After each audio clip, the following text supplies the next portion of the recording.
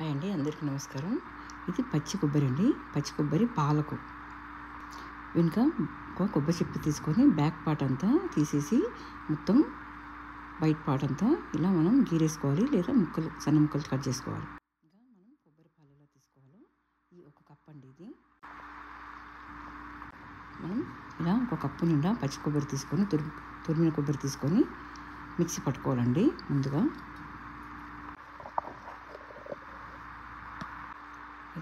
ముందుగా ఈ పార్ట్ని మనం మెత్తగా మిక్సీ పట్టుకోవాలి. ఆ తర్వాత ఒక కప్పుకి 2 కప్పుల వాటర్ పోసి మనము ఇంకా ఫైన్గా గ్రైండ్ చేసుకొని ఆ తర్వాత వడకట్టుకుంటే మనకు 2 కప్పుల మిల్క్ వస్తాయండి. ఇలా మెత్తగా మిక్సీ పట్టుకొని 2 కప్స్ వాటర్ యాడ్ చేయాలి. 1 కప్కి 2 కప్స్ వాటర్.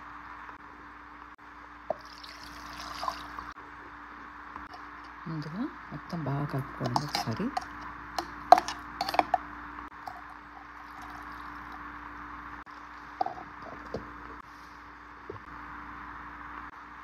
ఇంక ఇలా తీసుకున్న పాలను మనము ఒక వైట్ క్లాత్తో కానీ లేదా టీ జార్తో కానీ వడగొట్టుకోవాలండి.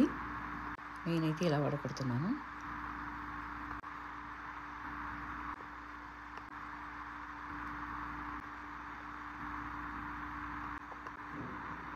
మనకు ఇలా వడకట్టుకున్న పాలతో మనము జ్యూసెస్ చేసుకోవచ్చు, పెరుగు తోడు పెట్టుకోవచ్చు, ఇంకా మిల్క్లా తీసుకోవచ్చు.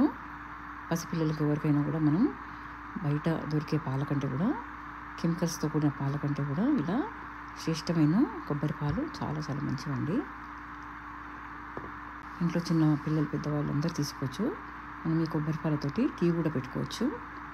ఇంకా శ్రేష్టమైన కొబ్బరి పాలండి. మనం కొబ్బరి నూనె కూడా తయారు చేసుకోవచ్చు. ఎక్కువ వాటర్ పోయకుండా ఒక కప్పుకి 1 కప్పు 2 కప్స్ వాటర్ పోయాలండి, అంతే. అప్పుడు మనకు చిక్కగా కొబ్బరి పాలు వస్తాయి, లేదా పలసగా అయిపోతాయి, టేస్ట్ ఉండవు అవి. మనం పెరుగు తోడు పెట్టినా కూడా తోడుకోదు. ముఖ్యంగా పెరుగు తోడు కోసం పిల్లలకి పెద్దవాళ్ళకి అందరూ కూడా తీసుకోవచ్చండి ఈ విధంగా మిల్క్. ఇంకా మిగిలిన పిప్పి అండి, ఇది మనం కూరల్లోకి దేంట్లోకైనా వాడుకోవచ్చు, ముట్టిలు తీసుకోవచ్చు, ఏదైనా కూడా.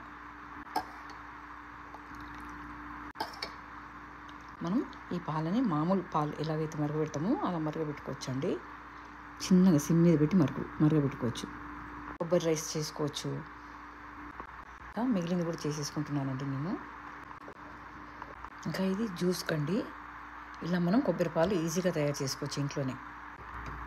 ఇంకా ఇది పెరుగు తోడు పెట్టుకోవడానికండి. ఇంకా చల్లార్చి తోడు పెట్టుకోవడమేనండి.